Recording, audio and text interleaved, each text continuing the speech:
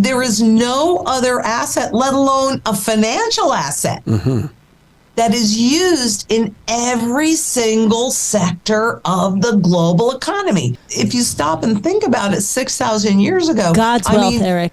You can take gold and you can stretch it into the thinnest little filament. They have never been able to duplicate all of the features of gold and silver in a lab, no matter how many times they've tried, no matter what they've tried to do. You know, they just have properties that cannot, at least up to this point, 6,000 years, cannot be duplicated. So they notice those properties. You can't do that with stones, right? You can't do that with anything else. So they recognized the unique qualities of it and the fact that it's indestructible, absolutely indestructible. You need gold and silver. Both of them are severely undervalued. And that kind of goes to your question is, you know, well, what should I do if I want to make money?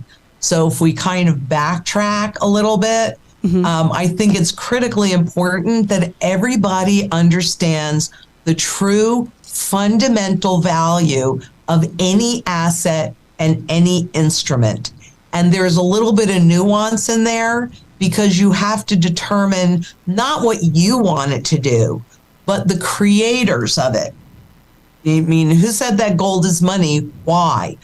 What was the function that it was supposed to perform for those creators? Because money is supposed to be divisible. It's supposed to be a tool of measure, a tool of barter, a short-term tool of value storage, and so that you're always fairly paid for your labor, and a long-term store of value, which I personally think is the most important function, that it holds its purchasing power value over time so that no matter when you use that money, you are still always fairly paid for your labor. It doesn't matter how many of these things you have. What matters is what you can convert it into.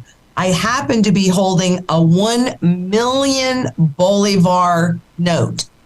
Do you know what you can buy with this 1 million Bolivars? Absolutely nothing. It doesn't matter how many of these you have. It matters what you can convert it into.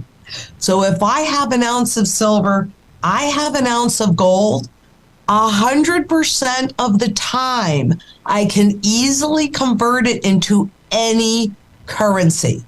And anywhere in the world, I have the same level of purchasing power. Global central banks started buying gold in, let's see, what year was that?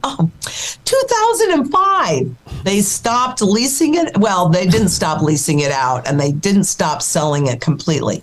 But they started accumulating in 2005, which was, interestingly enough, the peak of the real estate market in this country. I had technical signals. That was actually August of 2005. And then the financial crisis started to unfold in 2007. It wasn't obvious to the public until September of 2008, but it was well underway. So they started accumulating gold. By 2010 globally, they were net positive. In other words, there were a lot more central banks buying gold than selling it or leasing it out. And this past year, we don't have the numbers for the fourth quarter, for the full fourth quarter, but for 2022, they bought more gold than they ever had since they started keeping track of it back in 71. Some say that it was at the level of 67. So in 71, Nixon completely took us off the gold standard. Well, it's no wonder. And the world governments were accumulating as much gold as they possibly could, because this is what, you were right, this is what retains your choice, right? I can convert this to any currency I want to. It's little, it's teeny, it's a lot of wealth that I can put in my pocket and take anywhere in the world and instantly have purchasing power. It has the broadest base of buyers. First of all, First of all, when you're looking at how much, the question really is, well, how much are you willing to lose? Because whatever you hold in this stuff is going away. But just keep in mind, when a government can say this is money, they can also say this is not money. And we saw that in India and Venezuela and many countries in 2016. So where it needs to be a reputable dealer. You've got to work with a reputable dealer, but it isn't just, okay, buy gold and silver and that's going to take care of you. You need to know how to use it, when to use it, where to use it. So the strategy that we execute, number one, what we want to do is sustain your current standard of living as much as possible, because everybody's is going to change, but as much as possible.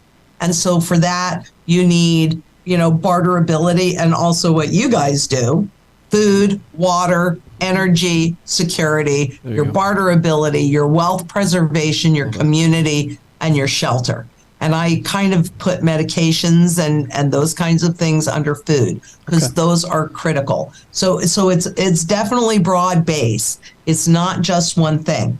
But what gold and silver will do is protect your choices and protect your freedom.